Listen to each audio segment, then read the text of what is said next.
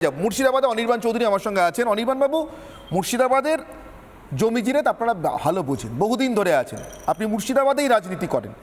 আমার প্রশ্ন, রাজ্যের মুখ্যমন্ত্রী যখন এটা জানেন, আমি কোনো দাগ লাগানোর জায়গা থেকে বলছি না অনির্বাণ বাবু, পশ্চিমবঙ্গের প্রত্যেকটি জেলার ক্ষেত্রেই ব্যবস্থা নেওয়া প্রয়োজন ছিল, মুর্শিদাবাদের ক্ষেত্রেও প্রয়োজন ছিল। আপনি মুর্শিদাবাদ জেলায় রাজনীতি করেন, আপনার কি মনে হয় রাজ্যের পুলিশ মন্ত্রী, স্বরাষ্ট্রমন্ত্রী, মুখ্যমন্ত্রী জানতেন এমন পরিকল্পনা কেউ করেছে?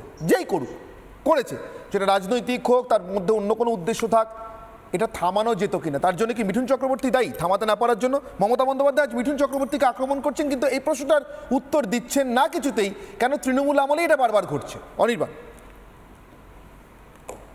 দেখুন, এই যে পরিস্থিতিতে আজকের আলোচনা, এই প্রসঙ্গে জ্যোতিবাবুর একটা কথা মনে পড়ছে, সরকার না চাইলে দাঙ্গা হয় না। এই লাইনটার মধ্যেই সবটা নিহিত আছে। এখন উনি মিঠুন চক্রবর্তীকে গদ্দার বলবেন, স্বাভাবিক। আমার ব্যক্তিগতভাবে মিঠুন চক্রবর্তীর রাজনীতি নিয়ে কোনো উৎসাহ নেই, তিনিও আমার অত্যন্ত প্রিয় একজন অভিনেতা। এখন গদ্দার এই তকমাটা যদি বলতে হয়, তাহলে এ রাজ্যের মুখ্যমন্ত্রীর মতো গদ্দার আর কেউ আছে না। তিনি কিষাণজিকে ব্যবহার করেছেন, তারপর গদ্দারি করেছেন। তিনি কংগ্রেসের ময়ে চড়ে ক্ষমতায় এসেছেন, তারপর কংগ্রেসকে লাথি মেরেছেন। তো এরকম অনেক ইতিহাস আছে তার গদ্দারি, সে প্রসঙ্গে আমি যাচ্ছি না। বিষয়টা হচ্ছে, বাম শাসনকালে এ রাজ্যে মহরম ভার্সেস দুর্গাপুজোর ভাসান এটা কোনোদিন হয়নি, এই প্রণামটা কোনোদিন হয়নি। এখানে মহরম এবং দুর্গাপুজোর ভাসান দুটোই শান্তিতে সম্প্রীতির সঙ্গে হয়েছে, এই নিয়ে কোনো প্রশ্ন ওঠেনি। একটার জন্য আর একটা বন্ধ হয়নি। এবং কোন ধর্মের মানুষ, সে হিন্দু ধর্মের হোক, মুসলিম ধর্মের হোক, কোন ধর্মের মানুষ এই ধরনের উস্কানি ছড়ায় না। তারা শান্তি এবং সম্প্রীতি পছন্দ করে। বিষয়টা হচ্ছে, ওই ঈদের মঞ্চে যেটা একটা মিলনোৎসব, সেই মঞ্চে দাঁড়িয়ে একটু আগে বোধহয় শঙ্কুদেব বাবুই বলছিলেন, আমি ওই ব্যাপারটাই একমত, যে ওই মিলনোৎসবের মঞ্চে দাঁড়িয়ে সংকীর্ণ রাজনীতির কথা বলা এবং তা প্রভোকেশন তৈরি করা এ রাজ্যের প্রশাসনিক প্রধান হিসাবে, এটা যে কত বড় নির্লজ্জতা। এবং আর একটা কথা আমি বলতে চাই, মনিদা বললেন যে মুখ্যমন্ত্রী দাঙ্গার পসিবিলিটির কথা বলেছেন। প্রথমে উনি পসিবিলিটির কথা বলছেন কেন দাঙ্গা? অনির্বাণ বাবু, একটা মিনিট জাস্ট, আমি আপনাকে 5 সেকেন্ডের জন্য একটু বিরত করছি প্লিজ। মুখ্যমন্ত্রী যে ভাষাতেই বলে থাকুন না কেন, আমি চাইছি না সেই ভাষাটা এখানে পুনরুক্ত হোক।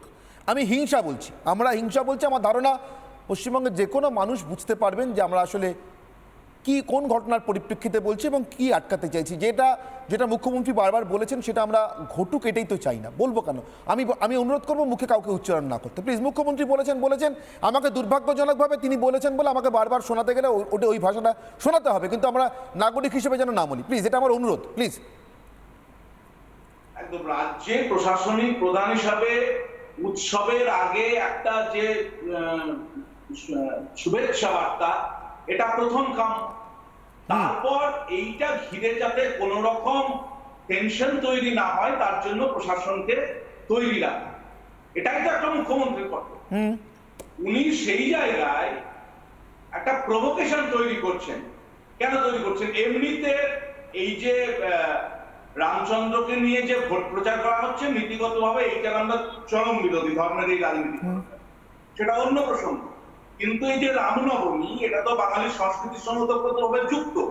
যেমন ঈদ যুক্ত, তেমনি রামনবমী যুক্ত। দুটোই একইভাবে হবে। ঈদেও যেমন শান্তিপূর্ণ ভাবে হবে, সম্প্রীতির সঙ্গে হবে। আমি নিজে ঈদে মুসলিম বাড়ি গিয়েছি, এবং তেমনি রামনবমী হবে। কিন্তু প্রশাসনিক প্রধান হিসেবে তার কর্তব্য রাজ্যের সর্বত্র এই সম্প্রীতির পরিবেশ, শান্তি শৃঙ্খলার পরিবেশ যাতে ঠিক থাকে সেটাকে দেখা। না দেখে উনি একটা এমন পরিবেশ তৈরি করছেন, এবং এই পরিবেশটাকে নিয়ে উনি ভোটের আগে বাজিমাত করার চেষ্টা করতে চাইছেন।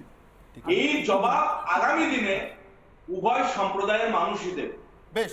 বেশ, আমি একটা কথা শোনাই। মিঠুন চক্রবর্তীর নানা ফিল্মি ডায়ালগ, জনসভায় বলা নানা ফিল্মি ডায়ালগ নিয়ে তৃণমূল কংগ্রেস নানা প্রশ্ন তোলে, এমনকি নির্বাচন কমিশনও আগে গেছে বা অভিযোগ হয়েছে, থানায় অভিযোগ হয়েছে, আমি সেটাও জানি। শঙ্কুদেব পান্ডা বলছি না, আপনারাও জানেন।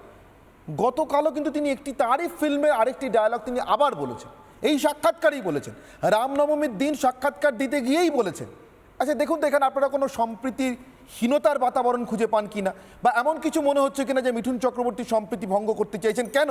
আমি এখনো উত্তর খুঁজছি, কেন রাজ্যের মুখ্যমন্ত্রী রামনবমীর এমন হিংসার ঘটনার 24 ঘন্টাও কাটলো না, মিঠুন চক্রবর্তীকে আক্রমণ করলেন, এটার জন্য গদ্দার বললেন তাকে। মিঠুন চক্রবর্তী ঠিক কী করলেন, কার সঙ্গে গদ্দারি করলেন? একবার শুনুন তো কালকে আমাকে দেওয়া তার সাক্ষাৎকারের এই নির্দিষ্ট অংশটি। रहमत की बोले छे? কি বলেছেন? रहमत खान ओके बोले छे ना कि तुम लोग ऐसा करते हो, बोलते खबरदार है, ऐसी बात नहीं करना, ये अच्छी बात नहीं है। बोलते तुम लोग पाकिस्तान, हम पाकिस्तानी नहीं है, हम अफगानी है, पठान है। अफगानिस्तान मेरा वतन है, हिंदुस्तान मेरा देश है, ये अच्छी बात नहीं। की बोलছে कि अफगानिस्तान हमार वतन बट हिंदुस्तान हमार देश। এই রহমত খানকে তো আমরা চাই যে হিন্দুস্তানকে ভালোবাসে, ये रहमत खान चाहिए हमको। অনির্বাণবাবু, আমি আপনার কাছে আসবো। কেন মিঠুন চক্রবর্তীর এই মন্তব্যটি নিয়ে তৃণমূল কংগ্রেস উৎসাহিত নয়? কেন মমতা বন্দ্যোপাধ্যায় উৎসাহিত নন? এই মন্তব্যের মধ্যে কি কোথাও সম্প্রীতিহীনতা ছিল, সম্প্রীতি ভঙ্গ করার ইচ্ছে ছিল? আমার ধারণা রাজনীতিবিদ মিঠুন চক্রবর্তীকে নিয়ে তার দল বাদে কেউই উৎসাহী নয়। চিত্রতারকা মিঠুন চক্রবর্তী ছিলেন, আছেন, থাকবেন। রাজনীতিবিদ মিঠুন চক্রবর্তীর উড়ান শুরু হওয়ার আগেই যেভাবে মুখ থুবড়ে পড়েছে, তার ইন্টারভিউয়ের প্রেক্ষিতে মুখ্যমন্ত্রী কোনো একটা বক্তব্য রাখছেন, এটা আমার বিশ্বাস হওয়া আমার পক্ষে খুব মুশকিল। রাজনীতিবিদ মিঠুন চক্রবর্তী, আপনি ক্যাটাগরিক্যালি বলছি, একটি ভোটও এদিক থেকে ওদিক করার ক্ষমতা নান নেই। রাজনীতি প্রচুর লড়াই করে করতে হয়। শঙ্কুবাবু মিঠুনবাবুর থেকে অনেক বড় যিনি রাজনীতিবিদ। এত গুরুত্বহীন তাকে তাহলে মমতা বন্দ্যোপাধ্যায় গদ্দার বলে এত গুরুত্ব বলছি, তার কারণ তার প্রেসিডেন্ট। গদ্দারিতে কি এসে গেল? শঙ্কু, এই শুরু করে দিলে তো? আসবে না, এই শুরু করে দিলে? না, না, না, এই শুরু করে দিলে? শেষ করুন, শেষ করুন। শেষ করতে তো? আচ্ছা, হ্যাঁ, নিশ্চয়ই করো। তুমি করোলারি সাপ্লিমেন্ট সব করো। খুব ভালো কথা। আরে শেষটা করে নি। শেষ করুন, শেষ করুন। আরে তুমি তো ফিরবে রে বাবা কদিন পর, আরে বলতে শেষ করতে দাও না। আরে তুমিও ফিরবে, মিঠুন বাবু রিটায়ার করবে, বলে দিতে দাও না। ঠিক আছে, ঠিক আছে, সব বলবো। আচ্ছা, হ্যাঁ, ঠিক আছে, বলে দিও।